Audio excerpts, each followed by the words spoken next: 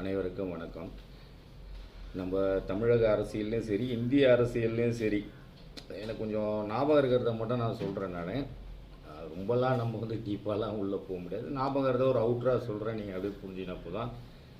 அரசியலில் இந்த சூழ்ச்சிகள் மூலமாக அரசியலில் சூழ்ச்சி பண்ணி மட்டும்தான் ஒருத்தர் வீழ்த்த முடியும். அதுக்கு பலியானவங்க நிறைய பேர் இருக்கிறாங்க. உதாரணத்துக்கு சொன்னால் நம்ம அம்பேத்கர் ஐயா, டாக்டர் அம்பேத்கர் ஐயா, அவர் கூட ஒரு எலெக்ஷனில் அந்த மாதிரி பாதிக்கப்பட்டார் சூழ்ச்சியால். நம்ம தமிழ்நாட்டில் காமராஜர் ஐயா, ஒரு ஸ்டூடெண்ட் ஜெயிச்சார். எவ்வளோ பெரிய சூழ்ச்சி.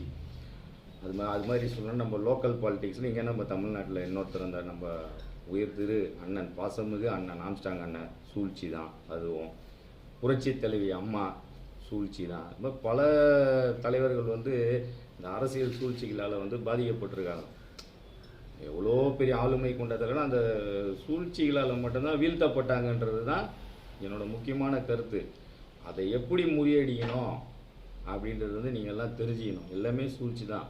எல்லா கட்சியிலையும் நிறைய பெரிய பெரிய தலைவர் இருக்காங்க, நல்ல பேச்சாளர் இருக்காங்க. ஏன் பேச மாட்டாங்க, எதுவும் பண்ண மாட்டாங்கன்னா அவங்கள யாரோ ஆளுமை பண்ணுறாங்க. அந்த சூழ்ச்சி அதில் அவங்கள அமுக்கி வச்சுக்கிறாங்க. நம்ம விஜய் அண்ணன் அதெல்லாம் முறியடிக்கணும். அப்போ அங்கே இருக்கிற நிர்வாகிகள்லாம் புரிஞ்சிக்கணும். அப்போ சூழ்ச்சி எப்படி வலை நம்மளை சுற்றி பின்னப்படும், நம்மளே யோசிக்கணும். டக்குன்னு ஒரு 10 ஸ்டெப்பு யோசிக்கணும். 10 ஸ்டெப்பு யோசிச்சு அது ஏற்ற மாதிரி உஷாராக இருக்கணும். இல்லை ஆளுக்கு ஒரு 10 ஸ்டெப்பு, 100 பேர் சேர்ந்து 1000 ஸ்டெப்பு ரெடி பண்ணி வச்சுக்கணும். இப்படி இருக்கும். அப்படியா கண்ணு மூடவே கூடாது.